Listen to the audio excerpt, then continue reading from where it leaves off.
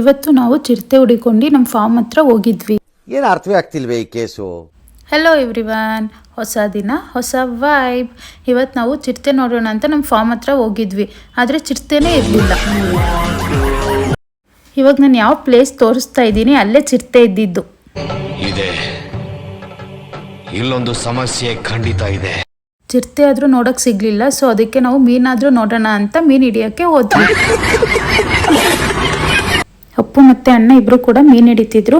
ನಾನು ದೊಡ್ಡಪ್ಪರ ಫಾರ್ಮ್ ಹೌಸಿಗೆ ಬಂದು ನೋಡಿದ್ರೆ ಮನೇಲಿ ಯಾರೂ ಇರಲಿಲ್ಲ.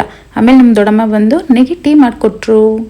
ಟೀ ಕುಡಿತಾ ಕೂತಿದ್ದೆ, ಅಷ್ಟರಲ್ಲೇ ಅಪ್ಪು ಕಾಲ್ ಮಾಡಿ ಮೀನು ಸಿಕ್ಕಿದೆ ಅಂತ ಹೇಳಿದ್ರು. ಸೊ ಅದಕ್ಕೆ ಮೀನು ನೋಡೋಣ ಅಂತ ಹೋದೆ. ಅದು ನೋಡಿದ್ರೆ ತುಂಬ ದೊಡ್ಡ ಮೀನು 2 ಸಿಕ್ಕಿತ್ತು. 2 ಕೂಡ ತುಂಬ ದೊಡ್ಡದಿತ್ತು. ಒಂದು ಈ ಥರ ಇತ್ತು, ಇನ್ನೊಂದು ಈ ಥರ ಇತ್ತು. ಅದಕ್ಕೆ ಕಂಪೇರ್ ಮಾಡಿದ್ರೆ ಇದೇ ತುಂಬ ದೊಡ್ಡದಿತ್ತು. ಲೋಹಿತ್ ಅಣ್ಣಂಗೆ 1 ಲಕ್ಷ ದುಡ್ಡು ಬಂತಂತೆ ಗೈಸ್.